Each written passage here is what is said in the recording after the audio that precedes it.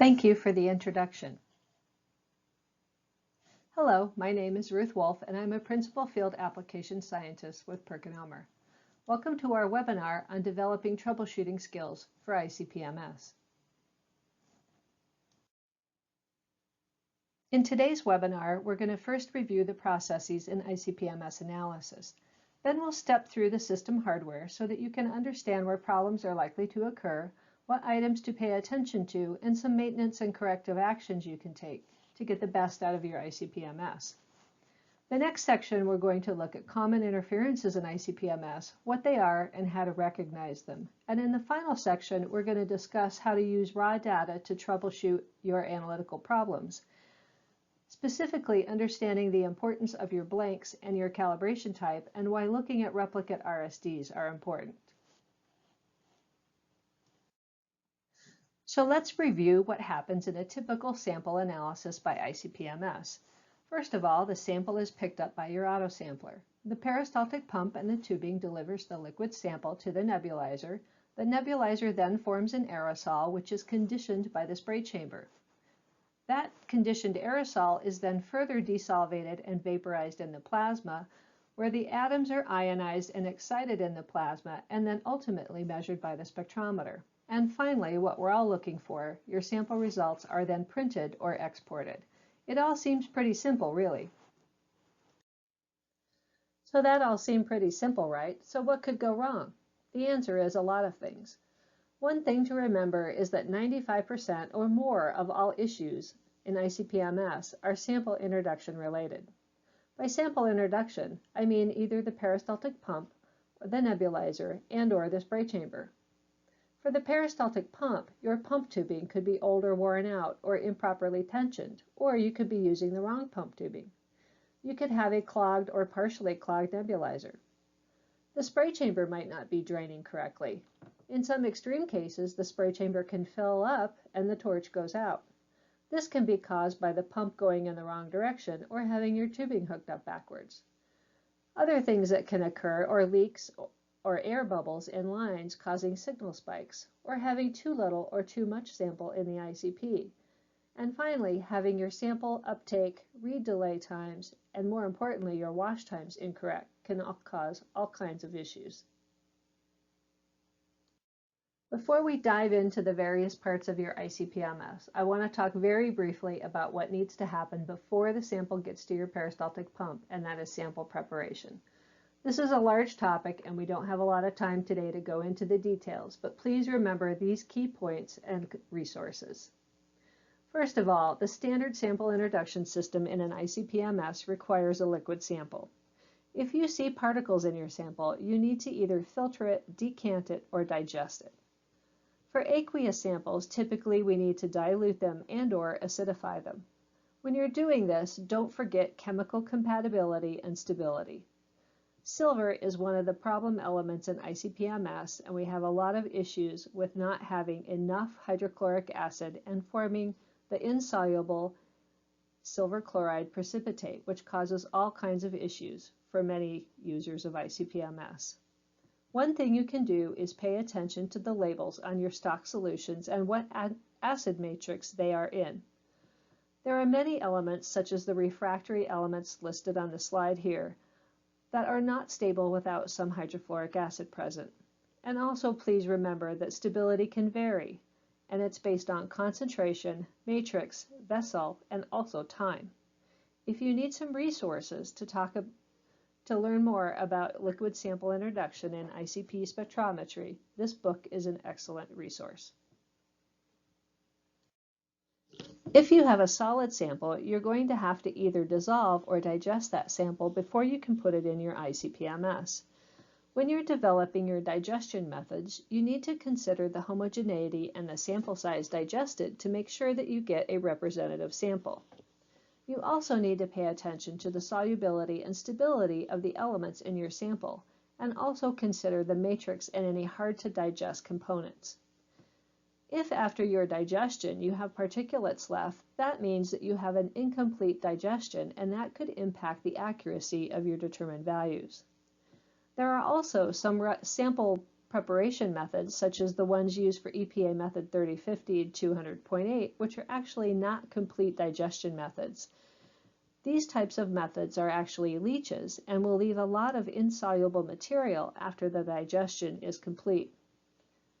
This will require you to generally filter the sample before you can introduce it into your ICP-MS, or you risk clogging your sample introduction system. One resource to get more information about elemental stability and some simple digestion methods for some types of samples is the Technical Center on the Inorganic Ventures webpage. This is an excellent resource to start to learn more about chemical stability of the various elements. So let's just take a minute to review what happens in the ICP-MS. First, the ICP, which stands for inductively coupled plasma, generates a high-temperature, high-energy plasma out of the argon gas supplied to it. An RF field is applied to the load coil or the plates. This induces an oscillating AC current between the plates and causes electromagnetic fields at the top of the torch to remove electrons from the argon gas, ionizing it. This is what forms the ionized plasma discharge that we call the ICP. The ICP has a temperature of about 10,000 degrees centigrade and will ionize most elements. There are also molecular species created in the plasma via gas phase chemical reactions between the plasma gas and the elements in your sample, mostly coming from the sample matrix, which is predominantly water, so that we see neutral species such as hydrogen, oxygen, NO, CO, CO2, and other species being formed. The interface cones are a critical part of the ICP-MS, and the primary purpose is to reduce the pressure from atmospheric in the ICP, which is at 760 torr, to a high vacuum region, or 10 to the minus 6 torr, and they sample the stream of ions coming from the ICP torch and partially focus this beam of ions, maintaining its electrical integrity. The third cone, the hyperskimmer, used in the Nexian series of ICP-MS, further focuses the ion beam and reduces the amount of neutral species and gas loading going into the mass spectrometer. In the Nexian ICP-MS, the quadrupole ion deflector and the voltages applied to it turn the ion beam containing any charged ions 90 degrees, while the uncharged species are extracted into the roughing pump. The QID voltages are adjusted to maximize ion transmission across the mass range into the universal cell, where interferences may be removed using either a collision or a reaction gas. This leaves the analyte ions to travel into the analyzer quadrupole. The analyzer quadrupole is scanned to allow the ions of interest to pass through to the detector one mass at a time. It is essential to realize that the quadrupole only lets one mass through at a given point in time, and a quadrupole mass spectrometer is essentially a sequential device. However, the scanning speed of the Nexian quadrupole is extremely fast and capable of scanning over 5,000 AMU a second. The ions of each mass hit the discrete dynode detector, where they are counted by being converted into an electrical signal. It is important to know that the detector just counts or sees the positively charged ions. It doesn't know that the ions are from any particular element. So if you see that you have just one or a few elements acting strange, you need to look upstream in the instrument to the chemistry of the element in question or the sample introduction system to find the cause. So let's step through the various parts of the ICP-MS system. The first step in any analysis is getting the sample into the plasma. One critical part in this is the peristaltic pump, which is used to deliver a constant flow of sample to the plasma. If your pump is not delivering a constant flow, then you will have a problem. Maintaining the pump tubing is critical. It is a consumable. Please keep in mind that the typical lifetime of a piece of tubing is 8 to 12 hours of continuous operation. If you notice that it is flattened, or you can't even remember the last time you changed the pump tubing, then you should change it. Worn tubing will affect the precision or reproducibility of your results because the pump is not able to deliver a constant flow.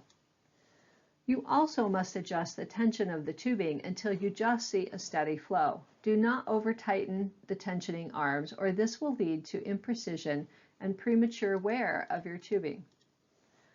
Also, knowing which peristaltic pump you have is important. There are two types of pump used on the Nexion 1000-2000 systems. Both are mini pumps. The PerkinElmer mini pump shown in the upper right has a longer bridge distance than the ESI mini pump used on some systems. If you use the wrong pump tubing for the pump, you will not be tensioning the tubing correctly, and this will lead to incorrect flow rates and premature tubing wear. The part numbers for the PerkinElmer pump will start with an N815 number, while the part number for the ESI pump will start with an N814 number. If you are buying your tubing from a third-party supplier, you should check that the bridge distance between the two stops is correct for the pump that you have. Otherwise, you will be delivering an improper amount of solution to your nebulizer.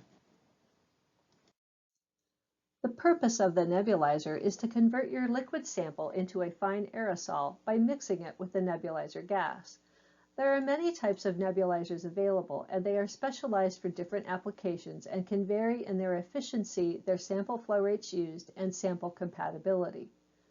Depending on the model of your system, the nebulizers supplied with your Nexion ICP-MS include the Meinhardt and the ESI PFA. Other types of nebulizers can be used, and the few slides following will go into more detail. Nebulizers are devices that convert a liquid into an aerosol that can be transported to the plasma. The nebulization process is one of the most critical steps in ICP-MS. The ideal sample introduction system would be one that delivers all of the sample to the plasma in a form that the plasma can reproducibly desolvate, vaporize, atomize, ionize, and excite. If these processes are not reproducible, your analytical signal and your results will not be reproducible either. Because only small droplets are useful in the ICP, the ability to produce small droplets for a wide variety of samples largely determines the utility of a nebulizer for ICP-MS. The production of droplets with diameters of about 10 microns or smaller is desired, since these are the ones separated by the spray chamber and carried to the plasma. With typical nebulizers, this droplet range constitutes only about 1 to 5% of the total sample that is introduced into the nebulizer. This is often referred to as the nebulizer efficiency. The remaining 95 to 99% of the sample is drained into the waste container. One thing to remember is that the plasma only has about 12 milliseconds to complete all of the processes that ultimately produce the ions that are measured by the ICP-MS. If anything changes that changes the amount of time or completeness of these processes, like a change in the aerosol droplet size or the rate of desolvation in the plasma, this will cause fluctuations in your analytical signal and in your results. No single nebulizer does everything well.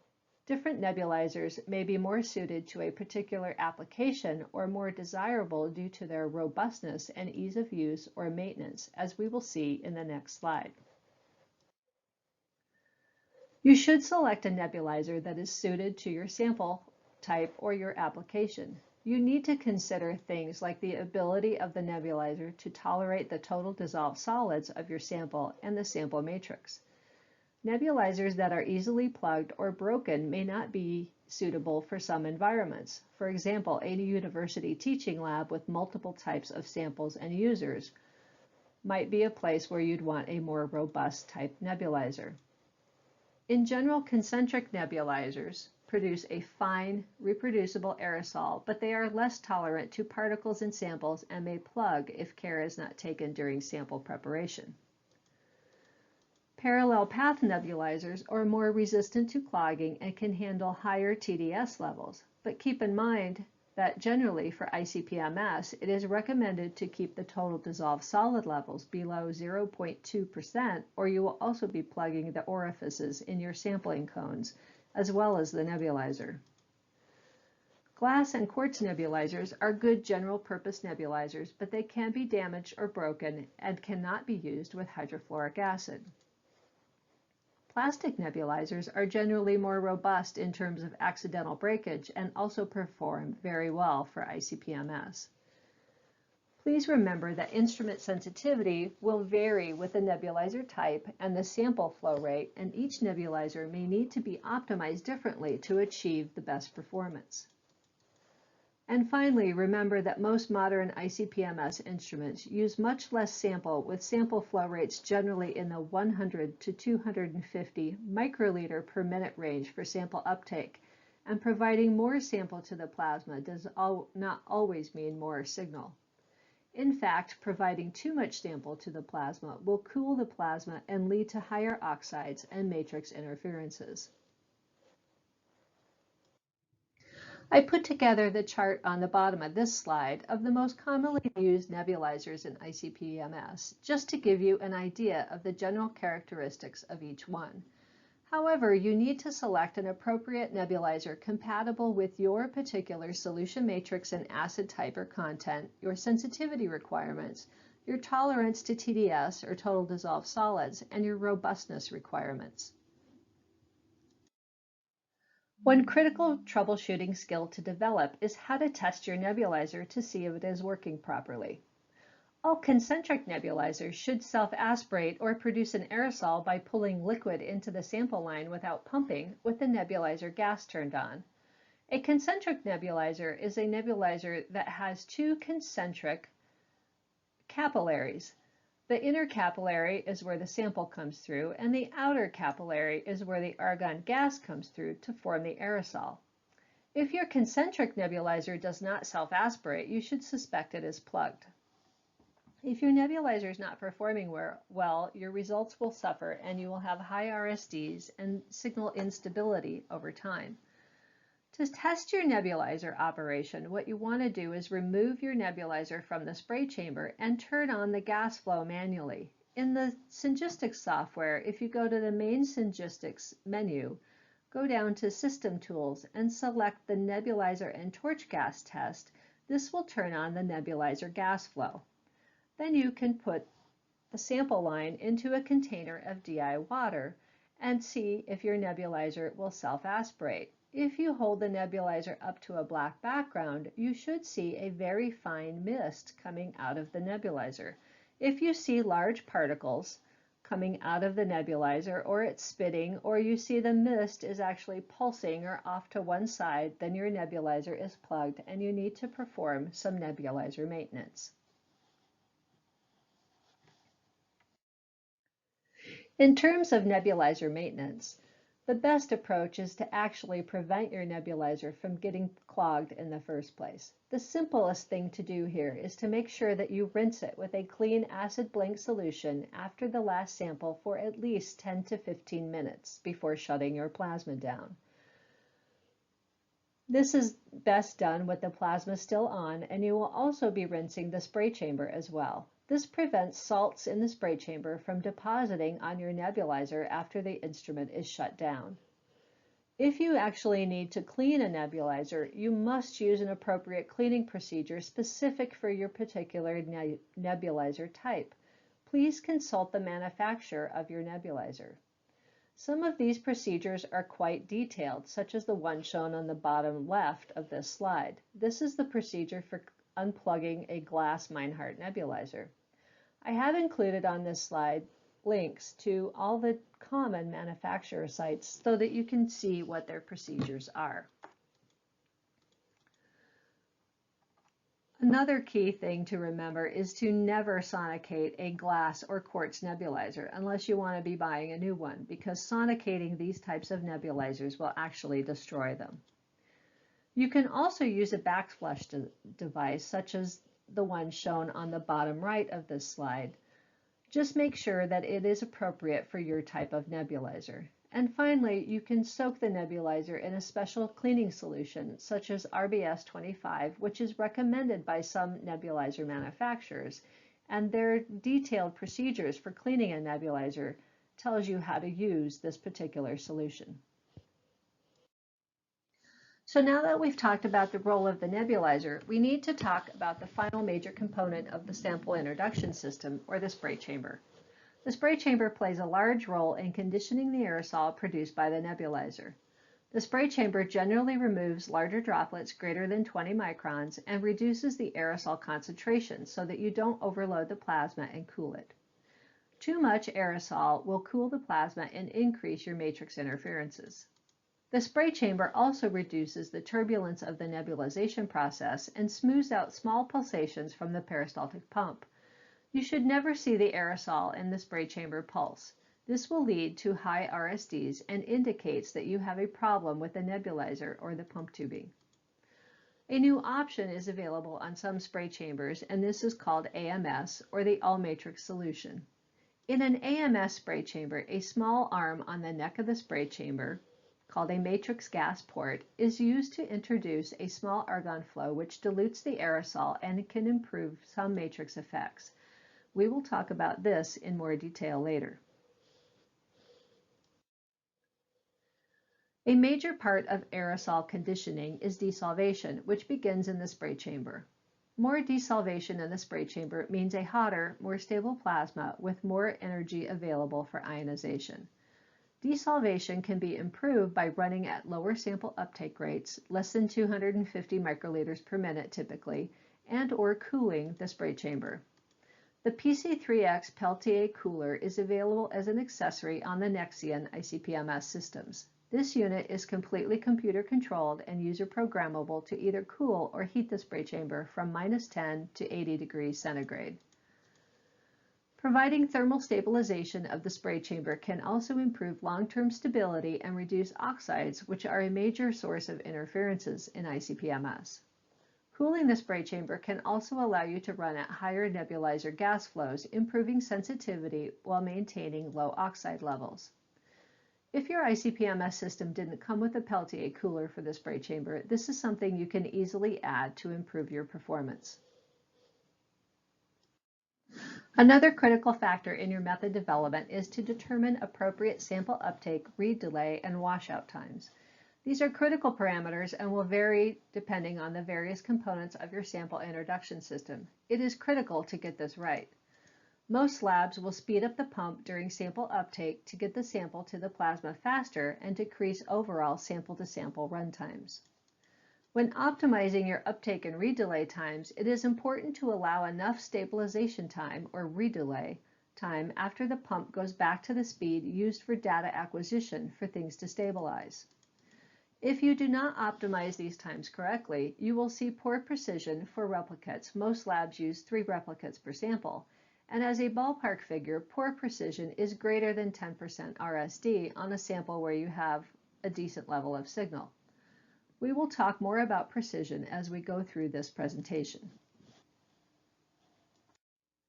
In general, running only one replicate in an analysis is never a good idea. Most laboratories will make multiple readings or replicates while the sample probe is in the same sample. The precision, or relative standard deviation, of these replicate measurements is an extremely valuable troubleshooting tool. Typical precisions as RSDs for good signal levels where you have several thousand counts per second of signal are generally less than 2 to 3%. Poor precision can indicate a variety of problems, including worn pump tubing, improper tension on pump tubing, and sample of uptake and read delay times that are incorrectly set. Multiple replicates is also good science by providing internal confirmation that the result obtained is repeatable. And only doing one replicate is bad science, where you're spending 95% of your time getting the sample to the plasma and only less than 5% of the time making your measurements. In the example on the upper right of the slide, if we look at our 3 replicates, we see that our count rates are increasing for each replicate. This is generally an indication that the sample uptake or read delay times are too short and that the sample is still getting to the plasma or taking longer to stabilize in the plasma due to matrix effects. In this next example, if we look at our replicates, the intensities of the replicates are decreasing with each replicate. This indicates that the previous sample may still be washing out. Check the concentrations of your previous sample and look at the washout times and the identity of the element to determine if you're having a washout issue. Let's talk a little bit about washout times. Carryover from the previous sample or standard is probably the #1 most common cause of QCs failing and inaccurate results. You need to allow enough time for the nebulizer and the spray chamber to completely clear of the previous sample and to be reconditioned with the next sample before you start to make measurements. Be aware that some elements, like the ones listed below, are notoriously difficult to wash out and may require extended wash times, especially if you are calibrating to higher levels for these elements. The washout time will depend on the specific nebulizer, spray chamber, and the spray chamber temperature. You need to test this for your sample and your standards. Immediately recalibrating after your mid-level QC check fails is one of the biggest problems I see in customer data. If anything changes with your sample introduction system, you should repeat the washout study and check your washout times. One way to perform a washout study is to create a data-only method with your elements of interest. Put only one replicate in your method and have many readings per replicate, like in the example shown in the upper right. Start with the sample probe in your blank solution. Open the real-time display. Make note of the blank intensities for each element once the signal is stable. Manually aspirate your high standard or sample and watch the amount of time it takes for the sample to get to the spray chamber. This is your sample uptake time. For sample stabilization or read delay time, I generally recommend 20 to 30 seconds. This can be matrix dependent. For sample washout time, once the signal stabilizes, move the sample probe back to your rinse solution and time how long it takes for the signal to return to the original blank level.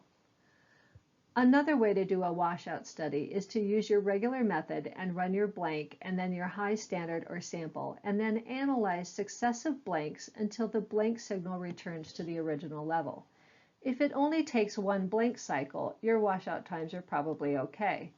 If there's still noticeable intensity in the first blank after the high standard or sample, then note how many blank cycles it takes to decrease the blank intensities to the original levels and increase your washout times accordingly.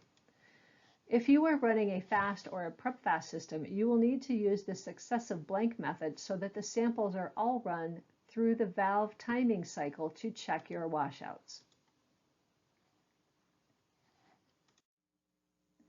This slide shows a summary of a variety of washout studies that I conducted when I worked at a geochemical lab for a 100 ppb standard.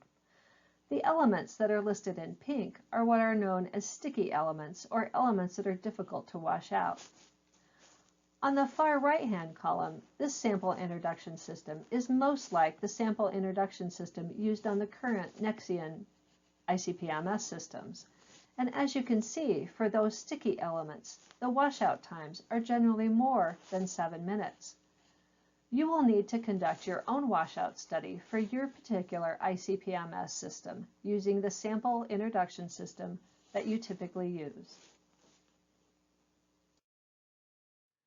So in this next section, I want to switch over to talking about interferences in ICP-MS and troubleshooting method problems.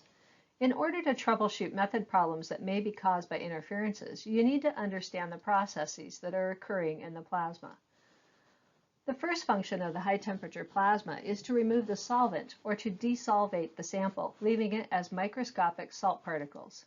Some of this process begins in the spray chamber and is greatly affected by the size of the aerosol droplets, which is why the nebulizer and spray chamber function we just discussed are so important.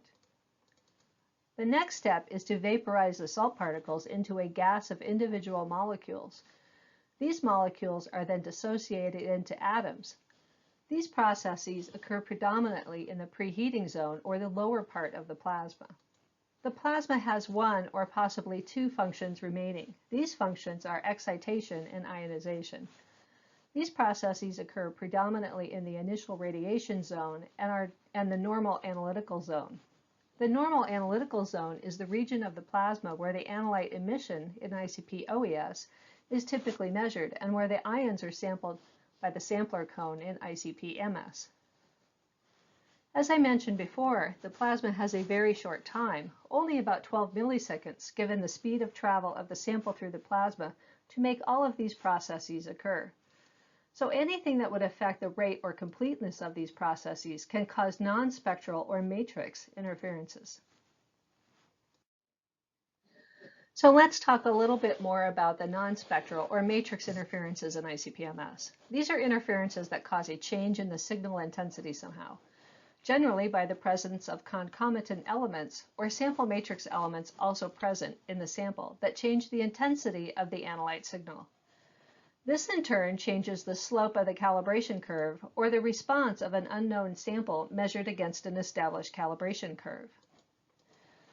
There are several well-known matrix effects that have been studied in ICPs since the 1970s. These include EIE or easily ionizable element effects, aerosol ionic redistribution effects, organic enhancement effects, and matrix or acid washout effects. There are other matrix effects specific to ICP-MS, including space charge effects, which are a bit beyond the scope of today's talk. But know that the quadrupole ion deflector in your Nexian ICP-MS serves to minimize this type of interference to a large extent. The existence of these types of matrix effects are one of the reasons why the suggestion is often made to matrix match your calibration standards to your sample matrices as much as possible. This is the best way to get the most accurate results. However, knowing that they exist and what effects they can cause on your results will go a long way in helping you troubleshoot your method problems. The study of matrix effects in ICP-MS is a very complex subject, and we are still today understanding the chemistry and physics behind many of these. While I don't have time to go into a lot of details, this reference paper does an excellent job of reviewing these types of interferences and is a good place for you to begin to gain more of an understanding about these types of interferences. This next paper is another good reference paper on the subject of matrix effects. Although it was originally written for ICP-OES, the exact same effects occur in ICP-MS because most of these interferences occur in the nebulizer, spray chamber, and plasma, which are essentially the same in both techniques. It has also been long observed that the presence of organics in samples can cause signal enhancement of some analytes, of particular interest for those doing ICP-MS for arsenic and selenium. This paper discusses the causes and extent of those types of interferences. Probably the most commonly encountered matrix interference is that of the EIE, or easily ionizable element. EIEs are elements with very low first ionization potentials, and they are one of the most studied matrix interferences in both ICP-OES and ICP-MS. EIEs cause changes in the analytical signal because they modify the state of the analyte in the plasma thermal characteristic, or the analyte excitation efficiency and spatial distribution in the plasma. In short, the presence of an EIE can change the slope of the calibration curve, leading to an incorrect result if your sample matrix differs significantly from that of your calibration. The most commonly encountered EIEs are lithium, sodium, potassium, and cesium. Their interference effect is generally proportional to their ionization potential.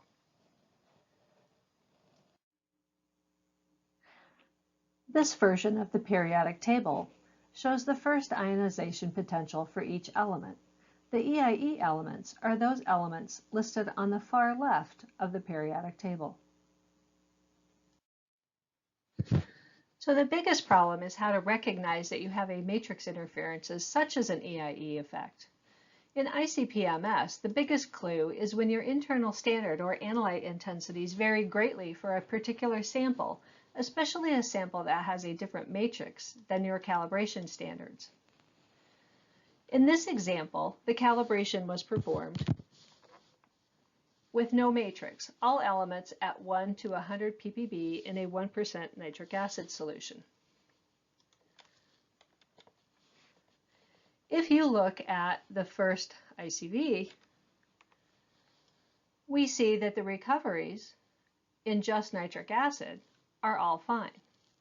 However, if we run an ICV solution where we have some matrix added, such as 25 ppm calcium and sodium and 5 ppm magnesium, potassium, and silicon, our ICV with the matrix actually fails, and we see that we have elevated recoveries for some elements. We have okay recoveries for a couple of elements.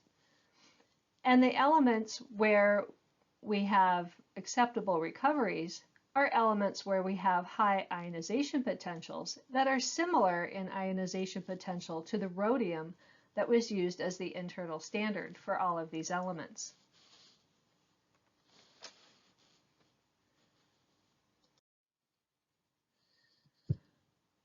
I generally include 2 to 3 alternate internal standards in my method and in my internal standard solution. The next test in troubleshooting to see if you have an EIE effect is to actually reprocess the exact same data with different internal standards. In these examples shown below, you can see that when I use germanium as the internal standard, almost all of the elements in the ICV that has the matrix added to it give acceptable recovery. However, silver does not. This is the original data from the previous slide with rhodium used as the internal standard. Again, showing that with the matrix added to my ICV solution, I don't get good recoveries for a lot of the elements. And the final set of data, using iridium as the internal standard, I get acceptable recoveries for the ICV with the matrix for a lot of the elements. However, there are several elements where my recoveries are actually low. This kind of reprocessing the same exact raw data using different internal standards is a good indication that you have an EIE effect if you see different results for different elements using a different internal standard. So one thing to keep in mind is that ICP-MS is a comparative technique. You have to calibrate the instrument response by running standards before you can run samples. The concentrations in the ICP-MS are calculated using the calibration curve, which is based upon the net intensity ratio of the analyte intensity divided by the internal standard intensity. For all this to work, the nebulizer and the spray chamber must control very precisely the mass of the analyte that reaches the plasma. Stability and reproducibility are critical. You need to have a steady state signal for successful multi-elemental analysis. Also keep in mind that more sample is not necessarily better. Too much sample, both matrix and solvent, can overload the plasma, cooling it, causing an increase in your matrix interferences. Most modern ICP-MS systems, such as the Nexion, are typically designed to run at sample uptake rates of less than 400 microliters per minute. The Nexion 1000 and 2000 systems should be run at less than 250 microliters per minute. And finally, keep in mind that probably 85% or more of significant interferences occur at the nebulization step. This is due to changes caused in surface tension, density, and viscosity by your sample matrix. This is why you must matrix match standards to samples as much as possible for the best accuracy. Matrix interferences are multiplicative interferences. That means they change the slope of the calibration curve. You also may need to match the ionization potential of your internal standards to your analytes to help compensate for matrix interferences. This is the equation that shows how the mean droplet size of an aerosol is calculated. The two things to remember is that the liquid density and the liquid viscosity, shown in pink, are two key factors which determine the mean droplet size. And please keep in mind that anything that changes the droplet size will change the amount of time that it takes for those aerosol droplets to become desolvated and ionized in the plasma.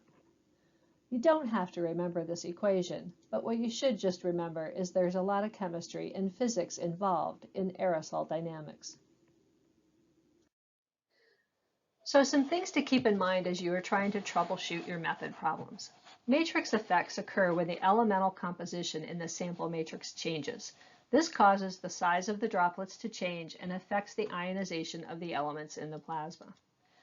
This in turn causes the slope of the calibration to change because the analyte or the internal standard signal, or both, changes. In ICP-OES, we have a rule of thumb that typically says you can start to see matrix effects when the total dissolved solids levels, or TDS levels, approach 1,000 ppm, but they can also appear at lower concentrations than this. However, in ICP-MS, matrix effects can occur with even 50 to 100 ppm of total major cations, such as sodium, potassium, magnesium, and calcium. If you don't believe me, take a look at this calibration plot for zinc in standard mode. Standard mode means that there's no cell gas in the reaction collision cell. The blue points on this plot are a calibration up to 200 ppb with no matrix, just the analytes of interest, and you can see the slope of that line. The red dots are the calibration that was obtained when calcium, sodium, magnesium, and potassium and silicon are added at increasing levels to the top 3 standards. And you can see that the slope of this calibration line is 23% different than the slope of the calibration line without any matrix elements present. So basically, when 25 to 50 ppm of calcium or sodium and 5 to 10 ppm of magnesium, potassium, and silicon are added, the slope of the zinc calibration is suppressed by 23%. In addition, if you look at the information over on the right-hand side of this slide, the different internal standards are suppressed by different amounts. Rhodium is suppressed by 31%, iridium is suppressed by 6%, and germanium is suppressed by 16%. This means picking an internal standard that would try to compensate for this difference would be very difficult. It might be possible, but it won't fix everything. A similar effect occurs in KED mode. This is another zinc calibration plot where helium reaction gas was used. The blue points, again, are calibration up to 200 ppb with no matrix present, just the analytes of interest in a 1% nitric acid solution.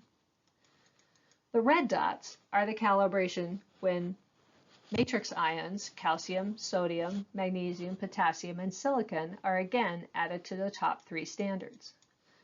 So again, when 25 to 50 ppm of calcium, sodium, and 5 to 10 ppm of magnesium, potassium, silicon are added, the slope of the zinc calibration is suppressed by 16%.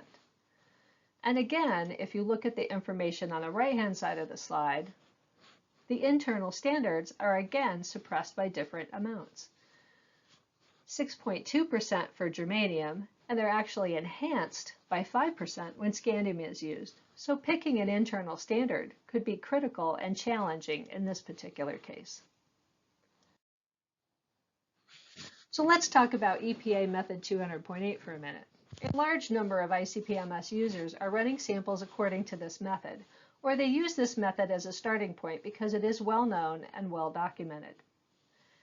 How many of you are just calibrating for the trace elements and not including the major elements in your calibration standards? Because you aren't reporting these elements by ICP-MS typically. Generally, most labs report the major cations by ICP-OES. The problem is that every natural water has sodium, calcium, magnesium, and potassium present in significant, or ppm, levels. Sodium and potassium are EIEs. Calcium causes aerosol ionic redistribution effects, or it affects the speed of desolvation and vaporization of the droplets in the plasma. If you've had issues keeping your QCs or other check or known samples or standards in control that have levels of these major cations present, then you have some EIE effects occurring. This is some data I found on the concentrations of major cations in drinking waters around the U.S. I've grouped these according to general regions in the U.S. As you can see, the average concentrations are on the order of 20 to 30 ppm sodium and calcium, and 2 to 10 ppm potassium and magnesium. If you can estimate the average concentration of these major cations in the typical samples analyzed by your lab and build these levels into your calibration curves, you will see better results and less QC failures and less problems finding internal standards that work. So if you look at the calibration scheme we use in the drinking water application note for the Nexion 2000, you can see that we are building an increasing level of the major cations in our calibration standards along with our traces. I have been doing this technique since I first developed turnkey methods for methods 200.8 and 6020 back in the late 1990s, and it really does work. We do this by making up a more concentrated matrix stock, let's say 5 times the highest target concentration for your major cation elements, and we spike in increasing levels of the major cations to each calibration standard. I generally don't add matrix to my lowest 1 or 2 standards to avoid contaminating them. So how does this work? So remember this data that I showed you just a few minutes ago using calibration standards with no matrix elements and different results for different internal standards on my check standards without matrix and with matrix present? And depending on the different internal standards that I used, we saw different results for the check sample that had the matrix added. If you use a calibration curve with increasing amounts of the major cations in each calibration standard, as I discussed in the previous couple slides, you see, if you look at this data, and these are the exact same solutions run, but I calibrated with increasing concentrations of the major cations in my top 3 standards. As you can see in this data, it doesn't matter which internal standard that I use. I get good or plus or minus 10% recoveries for all cases, whether the matrix is not present or if the matrix is present. So matrix matching your calibration to your actual samples in terms of the major cation concentrations will really help keep your quality control samples in control. So just a reminder about internal standards in ICP-MS. They are primarily used to compensate for changes in sample introduction uptake rates due to sample viscosity and tubing wear, as well as intensity changes due to changes in the interface cone orifices due to sample deposition over time. They might be able to be used to compensate for matrix interferences, but not always. And if the interference is an EIE effect, you will have to match the ionization potentials as well as compensate for other changes occurring due to the sample matrix, such as aerosol particle size and vaporization rates or completeness. This is nearly impossible to do for every element in a multi-elemental analysis where you have 20 to 30 elements present. There are too many competing effects all going on at the same time. There is also no perfect internal standard that will work for everything in every matrix all the time. The best way is to include alternate internal standards so that you can reprocess data with a different internal standard and see what happens. While we are on the subject of internal standards, let's talk briefly about how these are added.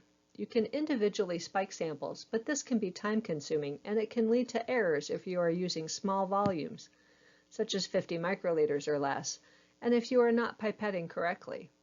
You can also potentially miss a sample or double spike a sample. This is human error, and it happens. Most production laboratories use online mixing of the internal standards using a mixing tea or a valve of some sort. If you are using one of these devices, watch for air bubbles. These will cause signal fluctuations and erroneous results. You need to maintain or replace worn or contaminated mixing teas or valves. This does happen. They don't last forever. Also make sure that the sample flow rate and the internal standard flow are mixing correctly. You want to look for the RSDs on your internal standards. You should have fairly low RSDs, generally less than 2 to 3% if your internal standard is mixing correctly. If the RSDs are higher, you should suspect that things are not mixing or look for air bubbles. High RSDs in your internal standard will also cause more error in your results. You also need to be aware of the material used in your mixing tea and contamination. For example, some mixing teas are made of glass or quartz and can cause contamination for elements such as boron, sodium, silicon, calcium, and magnesium, as well as other elements if you are looking at low levels. Also be aware of the dead volume of the mixing tea. This can cause sample carryover or contamination.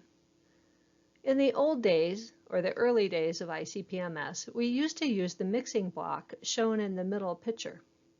This mixing block is very bad. It has a very high dead volume and horrible sample washout. So I would recommend that you don't use that type of a device to mix your internal standards. Another thing to think about when you think you have a matrix interference problem is plasma loading. Keep in mind that more sample is not necessarily better. If you overload the plasma with too much sample or solvent, the plasma will be cooler and have less energy to overcome the matrix effects. Also, putting too much sample in can change the droplet size distribution produced. Since each nebulizer has an optimal sample uptake rate, you need to pay attention to this.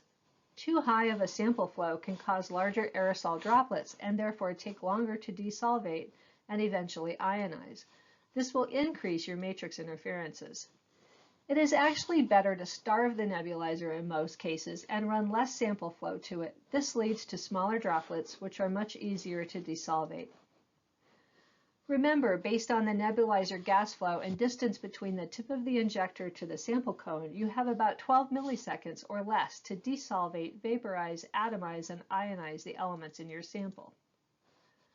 One thing that is often done to reduce matrix effects is to run at robust conditions. This gives a hotter plasma. This is typically achieved by increasing the RF power, decreasing your sample uptake rate, and moving the torch away from the interface 1 to 2 millimeters. This slows things down and allows the plasma more time to deal with the matrix interferences. Another way to reduce matrix effects is to use gas dilution. In the Nexian ICP-MS, this is called AMS, or the all-matrix solution. This is a special spray chamber with a gas addition port on the neck of the spray chamber and a mass flow controller and gas line to add a small flow of argon to the neck of the spray chamber, which dilutes the aerosol before it gets to the injector. This leads to more efficient ionization, fewer matrix effects, and less deposition on the sample cones, and less drift over time. AMS can also be used to attenuate the signal for all elements because it is essentially diluting the aerosol stream. The dilution level is variable and user selectable, giving a predictable response across the mass range. It will also improve long-term stability, as this chart shows, which are spikes in an undiluted seawater matrix where AMS is used to increase the stability of the measurements over time. In the earlier work where I showed the matrix effects on the check standard recoveries and calibration curve suppression, the use of AMS can also improve the stability of the internal standards and improve overall long-term stability. The plot on the left-hand side of this slide, showing the internal standard drift over the course of the run, in particular for rhodium, which is shown in green, is without the use of AMS. The plot on the right shows the same analytical sequence when AMS is used. AMS results in less overall drift in the internal standards, and the QCs remain stable for a longer period of time. Finally, let's look at one more accessory that can improve the long-term stability and performance of your ICP-MS, and that is an argon humidifier.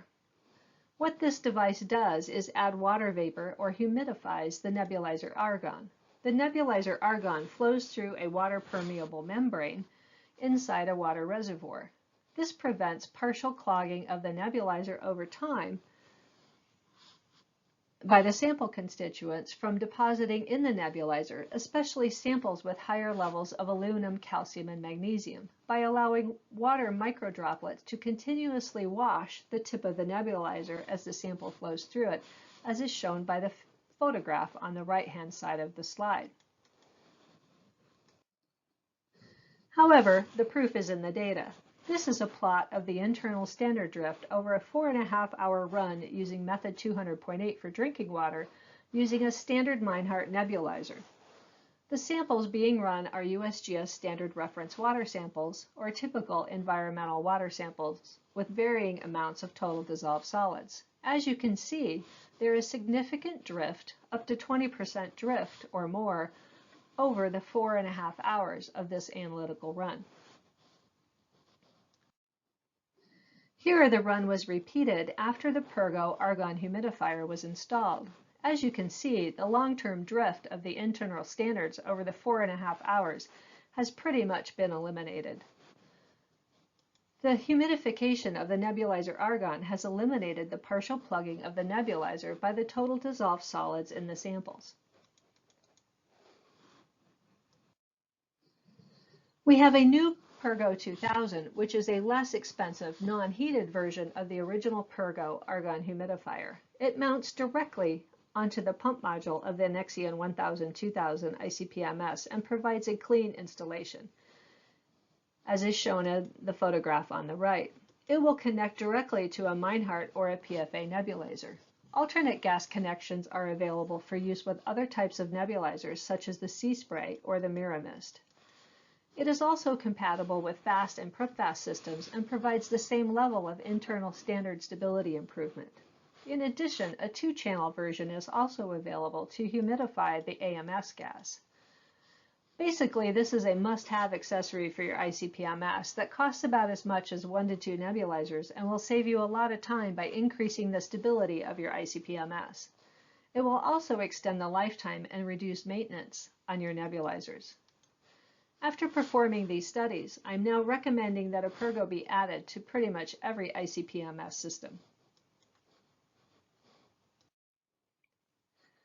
Okay, our final section today is going to specifically talk about how to troubleshoot failing QC. Where do you start?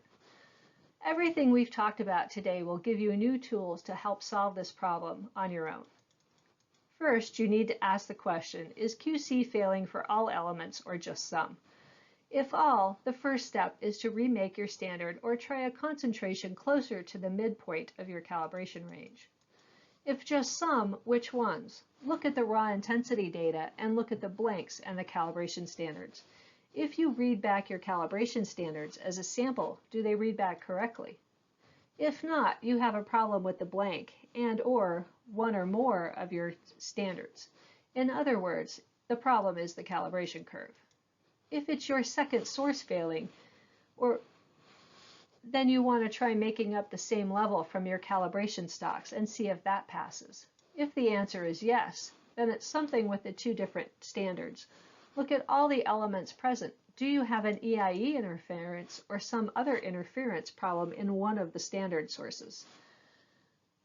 If no, then look at your blanks and your calibration again, and also look at your washout. In general, if you can pass your daily performance check after optimizing the instrument or get close to it, and get a calibration curve for most or all of your elements, your QC failing does not mean the instrument is broken. It generally means that you have something wrong with the blank, the calibration curve, or some settings in your method. So we already talked about the fact that ICP-MS is a comparative technique. You have to calibrate the instrument using known concentrations prior to analysis of unknowns in order to determine accurate concentrations. This calibrates the intensity response of the instrument to known values. Other commonly asked questions about calibrations are how frequently and how many calibration points. Generally, calibration is done every day or before every different run for every different type of method that you're going to run. In terms of how many calibration points, that really depends on your analytical method. The most important part of a calibration, however, is the blank. If you look at this calibration plot on the left-hand side of the screen, the plot actually looks pretty good. However, if you zoom in and you look at the calibration blank for aluminum, we see that we have 11,000 counts for our blank on aluminum. This high count level for a calibration blank is ultimately going to determine how low we can actually see or calibrate aluminum to. So keep in mind the blank is the most important point in your calibration curve. Why is the blank critical? If you have a bad blank, you have a bad calibration and you're going to have bad data. All of your quantitative answers are going to be relative to your blank. Your contamination level determines your blank levels. Although contamination is always going to be present in your lab, it's important to minimize it to a level that is acceptable for your data quality goals. You need to examine the blank intensities every day at the beginning of the run and get familiar with typical values for your lab. You need to work on improving your blank levels and see those levels go down, and continue to monitor the blank daily after achieving good contamination control. Surprises happen all the time. This is some example ICP-MS data. In this data, the complaint was that the sodium, magnesium, and aluminum data was bad. If you look at where I have circled in red here, the check standard, which is supposed to be 20 parts per billion, is actually reading back at 21, 28, 17, and 16 parts per billion for the 4 analytes listed. If you actually go and look at, instead of the concentration data tab, and you look at the intensity data tab in the results display, you'll see the reason for these bad results. If you look at the blank levels, you see that beryllium has a nice low blank of only 21 counts. Sodium, magnesium, and aluminum, however, have very high blank levels, and your blank is actually contaminated, meaning that your low standards on your calibration curve, when you look at the upper plot here, are actually not reading that correctly. So your calibration is essentially being determined by your 100 ppb standard. And the other two standards are greatly affected by the contamination in both the blank and probably those standards. One thing to always keep in mind when troubleshooting is that you really need to look at the raw intensity data in order to troubleshoot a problem. So what do you look for when using raw data for troubleshooting? First of all, you want to look at the blank levels. You want to make sure that your blanks have low counts for all of the elements. You also want to look for linear relationships between the raw intensities. So if, for example, you look at the chromium column, we have a fairly linear relationship between the 10 and the 100, and also the 1 and the 10 once we take into account the blank. For vanadium and chromium, which have fairly good blanks, we have a linear relationship between the 3 standards that are circled in red. However, when we look at aluminum, we only have a linear relationship between the 10 and the 100, or the highest 2 standards in the calibration curve. If we look at the lower 4 standards and the blank, we see that we have a very high blank level, and that we do not have a linear relationship between the other 4 standards. This is an indication that we have contamination present in those standards as well as the blank.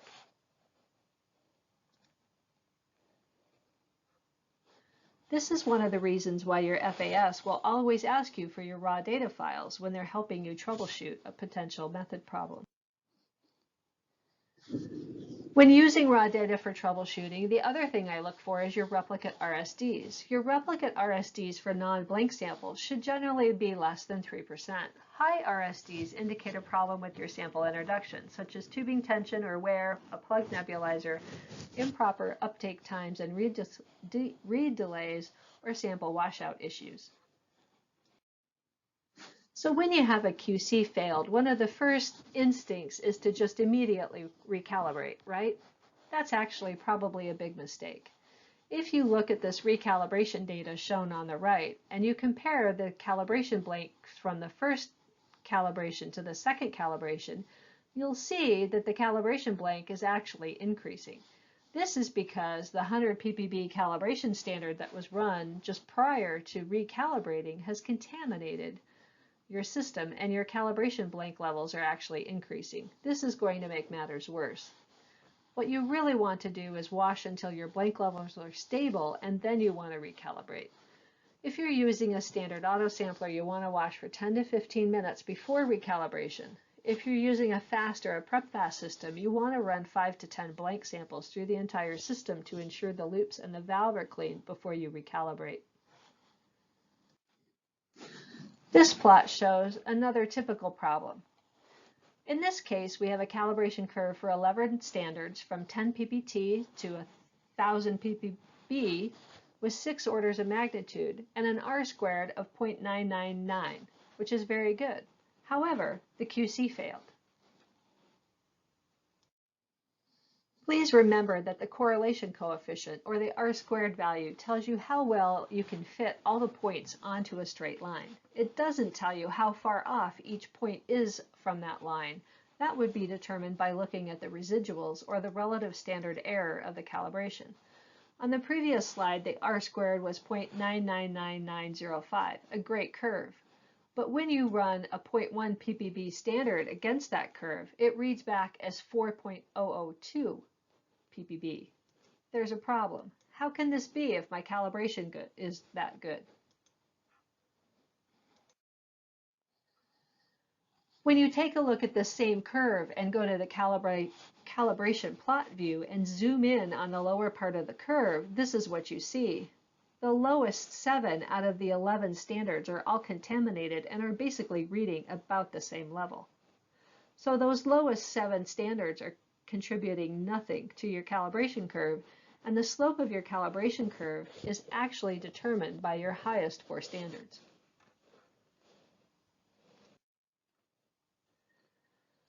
So to sum up the last section, please remember that seeing strange or unexpected results on certain elements isn't generally the result of an instrument or a mass spectrometer problem. Remember earlier I told you the detector is not element specific. If your instrument will pass the daily performance check and you can establish a calibration curve for most elements, having 1 or 2 elements not work right is generally the result of something that happened before the mass spectrometer or the detector. Primarily, you should look at interferences and contamination in blanks and standards. When trying to troubleshoot a problem, if your concentrations aren't reading back correctly, you need to go look at the raw intensity data, not the concentration data, to try and figure out the problem. Look at the blanks and the lower end of your calibration curve. Also look at your replicate RSDs. You could have something as simple as incorrect sample uptake, read delay, or wash times causing your problem. And the final thing to remember is that 95% of all the issues in ICP-MS occur in the sample introduction system. That means the pump tubing, the nebulizer, and the spray chamber. So when you are troubleshooting, you need to be observant. Stay and watch the run. Don't just queue up a recalibration and walk away. Look at the sample introduction system. Verify that all of your timings are correct and look at the blank and standard intensities and RSDs. Know your typical blank levels. Examine the raw intensity data for oddities. Calibrate sensibly for your samples. Go only as high as you need to, especially for hard to wash out elements such as silver and molybdenum. For issues with your QCs or known samples, look carefully at the blank and the calibration for clues. And finally, you must train yourself to look at the raw data. Just looking at the concentration result will not tell you anything. I hope this session will allow you to all start to troubleshoot your own data and method problems, and remember, if you want different results, you need to change something. And remember, when making changes, one thing at a time, or you will not figure out the true cause and effect.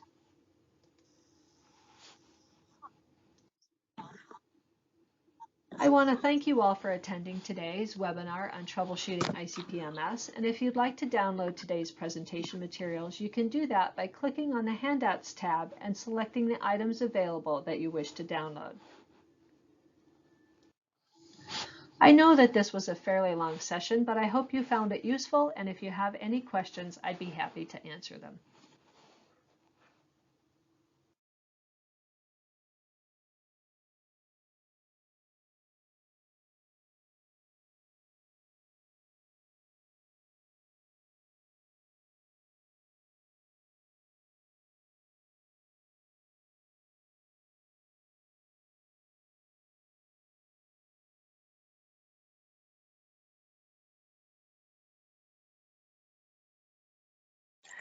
Hello all, thanks for hanging in there. That presentation went a little long, but there's a lot of great information there.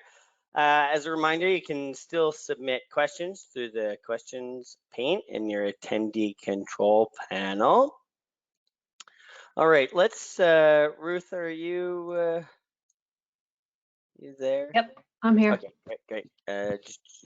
So just gonna look at some of these questions here.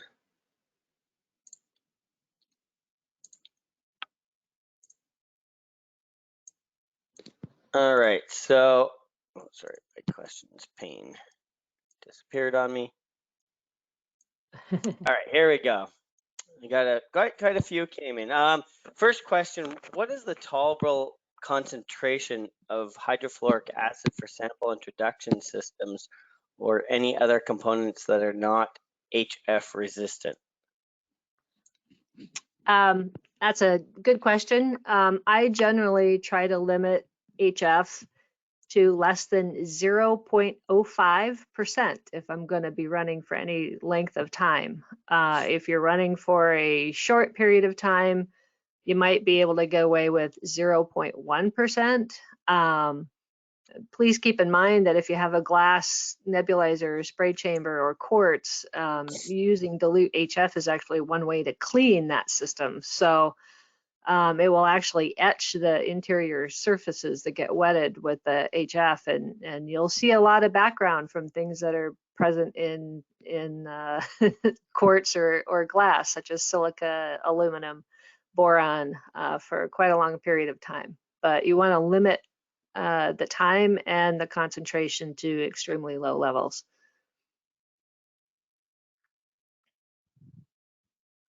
Okay, that's a good answer. Yeah, try and keep that HF low if you don't have HF resistant sample, especially nebulizer.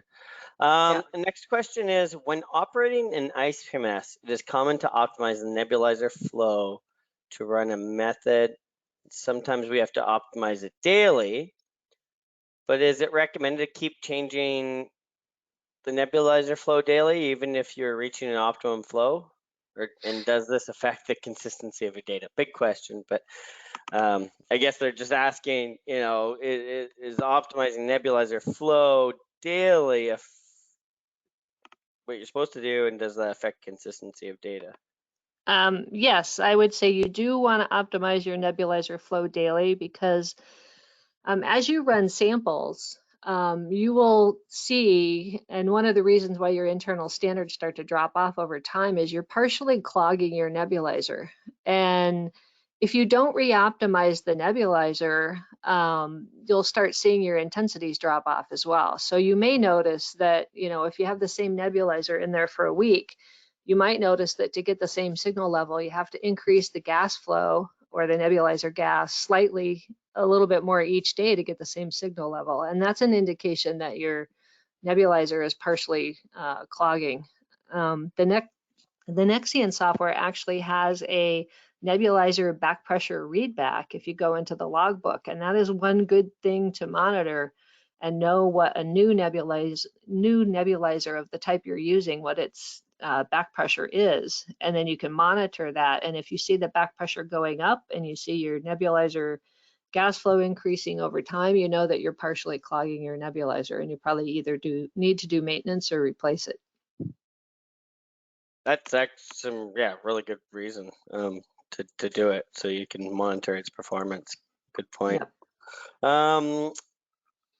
Next question, what is the optimum volume of digested sample solution to get a good signal? That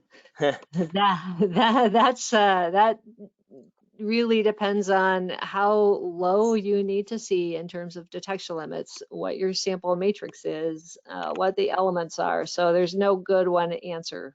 Yeah, that's so many variables, right? There depends on the sample type, acids, there's detection limit requirements. We'd have to look at a case-to-case basis. So yeah, that's a tricky one to answer just generally. Yeah. I'm just reading through the questions here and find that's we had one question. Are different lamps needed for the analysis of different elements like AA?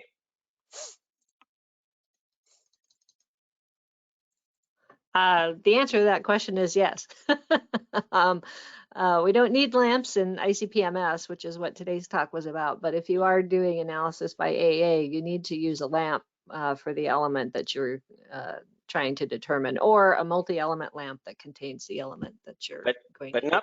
But not for ICP techniques, right? Because they're producing right. ions and atoms that we then quantify. It's yeah, it's definitely different than AA in that regard. Well, this is just a comment. This is a good one. The best presentation I've seen in a long, long time. Fundamental issues were explained very clearly. Once available, I'll make this presentation a requirement for all the staff here. Well, that's a good one, Ruth. Thank you. Is the presentation recorded? Yes, all these webinars, atomic spectroscopy seminars that we're putting on, the whole series, are all recorded, and they will be a link to them will be posted to the website, the page there. I'll show you the link soon here, and also those who registered will get a link to the recording in about 24 hours. Yeah. The other thing is, in the handout section, the slides that were used along with the speaker notes are available for download as a PDF. So if you'd like a copy of the presentation, please go in and download it before you leave today. Yeah, that's a good point, Ruth. Yeah, so in the handouts section, you'll see if you click here or here, you'll see handouts, and you can download all the various handouts that that Ruth uploaded for this webinar. So it's a good point. Maybe a couple more questions here.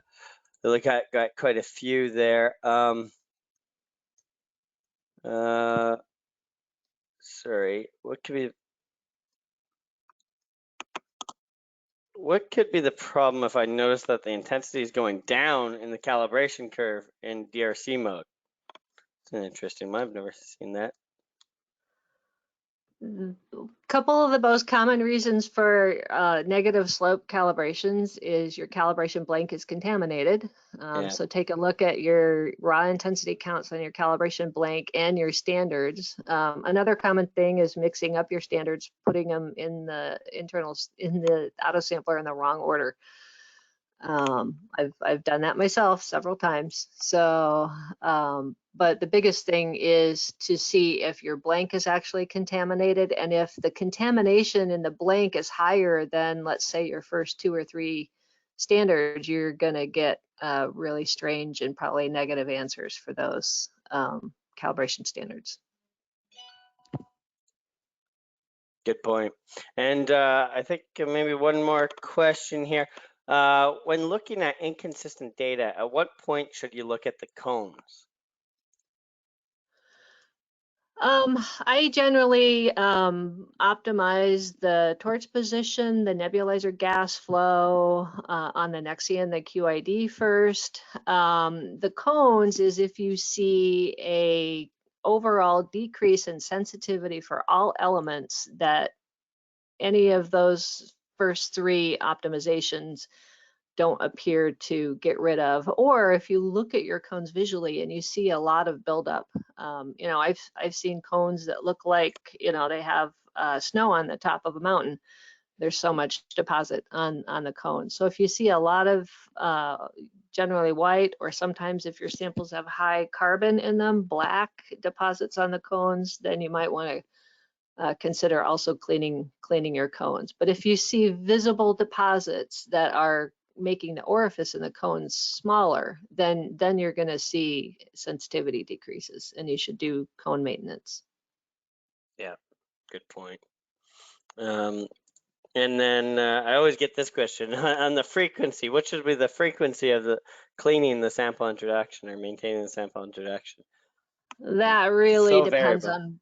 Yeah, it's very variable. It depends on the samples that you run. Also depends on the care that you take after your last sample of the day. I find I have to do less maintenance if I, you know, generally wash everything out I usually wash everything for half an hour with my clean acid blank after my last sample. Take the internal standard probe out, wash that line out, make sure that the only thing that's left in the nebulizer and spray chamber is your nice clean, you know, 1%, 2% nitric acid solution. if you run really high TDS samples, you're pushing the limits. You're trying to run the 0.2% TDS all the time. You're going to have to do more maintenance on your nebulizer and also your cones. So you're going to get more deposit on your cones. So yeah. Okay, well, I think, I mean, there's quite a few other questions, but we're about almost an hour and a half now, so I think we'll end that. And feel free to reach out to Ruth or I or your local application scientist if you have any additional questions. Note, if you're running ICP OES or have interest in troubleshooting OES, Ruth continues this series next week, next same time, same place. For part 2 for making the most of your ICP OES. And if you're interested in any other webinars, all the other webinars in this series, you can visit this page. You'll get a link sent to you in your email. And thank you, Ruth, and thank you everyone for attending today's webinar. If you have any other questions, please contact Ruth or myself. You'll have my email address in the registration letter. And once you leave today's webinar, you may have a survey. So please, answer that, reply to that, and have yourself a great day. All right, thank you. thank Bye. you.